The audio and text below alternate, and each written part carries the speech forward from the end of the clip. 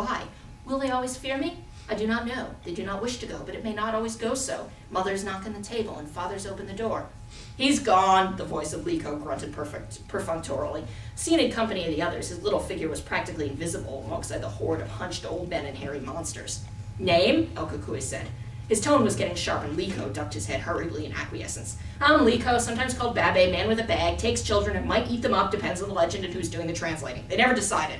From Russia and the Ukraine and so forth. All those little countries that tend to have lots of wars and kill each other way too much. He rattled through the list of information hurriedly, ignoring the disapproving stare from the dead child. El Kukui, I have to appeal. Liko grabbed hold of Luomoniro's shoulder, his fingers turning white with the grip. His mind's gone to the happy place again. I wouldn't trust anything he says. You know how he is these days. Sorry if he's disrupting the meeting. I'll take charge of him for you.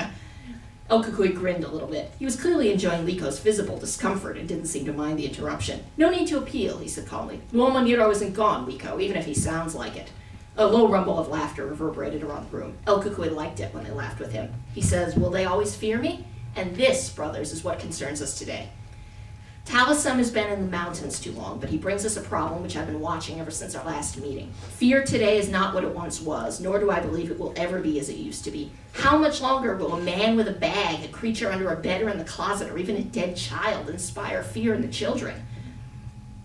Not long ago, I came to take a young one in the care of his grandmother. 6 years old he was, a simple mark. But when I moved to grab him, he looked straight at me and said, I don't believe in ghosts. It stopped me. Now there was dead silence in the room. El Kukui was by no means the eldest of them, but his power had always been unquestionable. To think that he would be halted in a kill or a taking was impossible. Of all the family, he had one of the strongest bases of power. Nobody would ever bet on El Kukui losing a catch. With surprise, you mean? Liko said after a moment. Some kids are like that these days.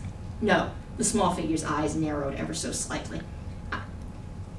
I'm afraid, Liko, that it was worse than that. I couldn't take him. He didn't believe in me.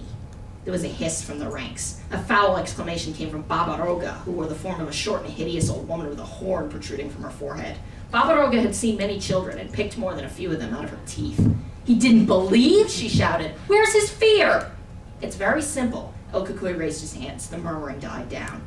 These children have nothing to fear and no reason to fear it. Many today are safer and in better care than ever before. But without fear, we have no power. His eyes moved over the ranks of the boogeymen, picking out the marks of apprehension in their faces. And if we have no power over them, then it would be worse than simply being unable to carry out our mission. Without their belief, we will not survive.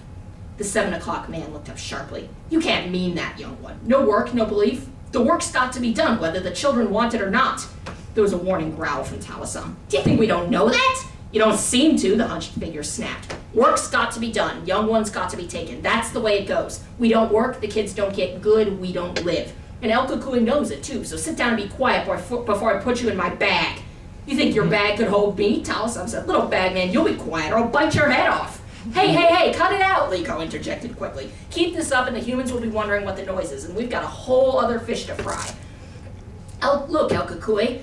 His voice contained a note of pleading that made even himself wince. We've always known that the stories, the ones they tell about us, those stories change what we look like.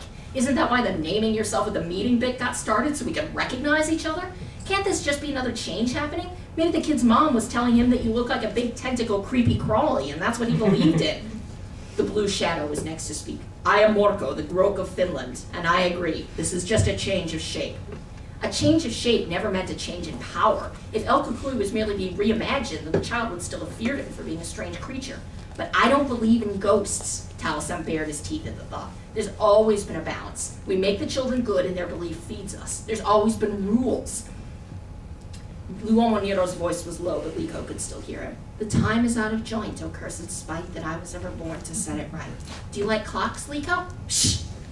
The hairy men liked Talasam. Among the less human, he was their natural leader, second only to Sakantos and El Kukui himself. Now the huge creature was pacing back and forth, flexing his gigantic paws, and it was making them all uneasy. We have to survive. Sitting here remembering is one thing, surviving is another. Do you remember Wicked Coyote? Talasam snorted and a cloud of steam wafted into the air. A master, a leader, one since the old days. Forgotten now, less than a voice on the wind. We have to do something. El Kukui nodded approvingly, shielding the flame from the wind of Talasam's passing with one small hand. So I believe. There's much to be done. Much agreed to that, Talasam growled deep in his throat. We need to bring Bav back. There was a moment of frozen silence. Pairs of glinting eyes turned towards each other, exchanging glances of surprise. Was he really going to say that? Here, now, in front of El Kukui? The dead boy turned ever so slightly, and his voice was low. Our former leader left us, Talasam. We did not choose to leave him. His name is not mentioned here. He was the first, Talasam said. His clawed feet scratched uncomfortably at the concrete floor, leaving deep grooves. Not just the first boogeyman, the first fear. He must have seen this coming. He saw everything. What would he? Enough, Talasam. The childlike creature narrowed his eyes, deep in his own patch of shadows. Liko glanced up at the angular outline of Luomo Nero, who stared back a little confusedly. He's done it now, Liko mouthed. Friggin' hairy men, always opening their big hairy yaps. But El Kukui, Talasam began. It seemed to dawn on him that the other hairy men were no longer crowding close around him, and that he was alone in a widening circle of spirits and ghosts. El Kukui stood stiff, a little white and gray shadow before the huge black form of Talasam, and the look in those red eyes shook Talasam to his core.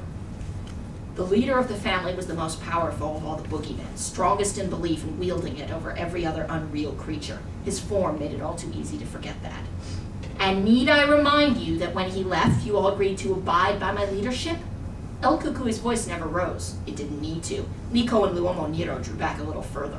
The wash of power from the small spirit danced like sparks over them, and Liko found it hard to maintain his physical form. There was a lot of rage in that childish body, however flat the facade might be. We will not speak about Bav here, El Kukui continued. Perhaps he was the first, but he also refused to change. And when he left us, he didn't give us any warning or leave us with any guidance. We were headless, bodiless, leaderless. Is this loyalty to the boogeyman? No. But you agreed to abide, Talasam. There was a definite hint of warning in the tone now. I never did, Talasam snapped a little desperately. The circle around him was quite wide now, and perhaps he sensed the draft. He looked around at the others, and an expression of terror crossed his face. You did, and when the Svarta Manon, we remember him well, objected to my placement, you said, he eats the souls of children, and who fears like a child? Talasam snarled through his fear. We all take children, El Kukui. Don't let your form make you think like them. They fear me because I'm one of them. El Kukui's voice was steady, but there was a tinge of hatred in it. You, barn lurker and attic haunter, are barely a figment of their imagination. I am the unexpected. You're a psycho, Liko muttered. Nobody seemed to hear him. Almost all the creatures in the room were focusing intently on the building confrontation between the hairy man and the dead child. Only Luomo Nero stood by his elbow, smiling the faint smile of a man whose mind has gone to some happy place. Liko sighed and glanced up at his thin friend, who grinned down at him in a vaguely cheerful manner. And you're a psycho too, you poor bastard.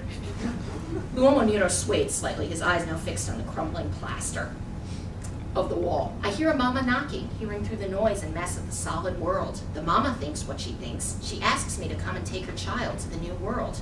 His voice was slightly sad. She doesn't believe in me, Liko. She uses me to make her son fear her. His friend just shook his head and silenced the taller man, eyes fixed on the confrontation at hand. The first thing man feared was the unknown, El Kukui was saying. Liko twitched, clearly unsure if the strange ghost had heard their conversation, but El Kukui's eyes were focused on the growling Talasam. And Bav was the unknown. The second thing man feared was other men. Perhaps I'm only a boogeyman, but I'm a child, and the children fear me for it. Talasam, you're a collection of rural superstitions. What makes you think that you can even speak out of turn at this meeting, let alone dictate to me and to the rest of the family who have to listen to you whimper how I should proceed in this matter? The child's lip curled. Is this abiding by my authority? Talasam rose to his full 7-foot height, glaring through the mat of filthy hair as if he would dearly love to murder the child before him. I'm given the right by my existence, El Kukui. I'm one of the family, and I have a stake in this as well. That doesn't need to be that way.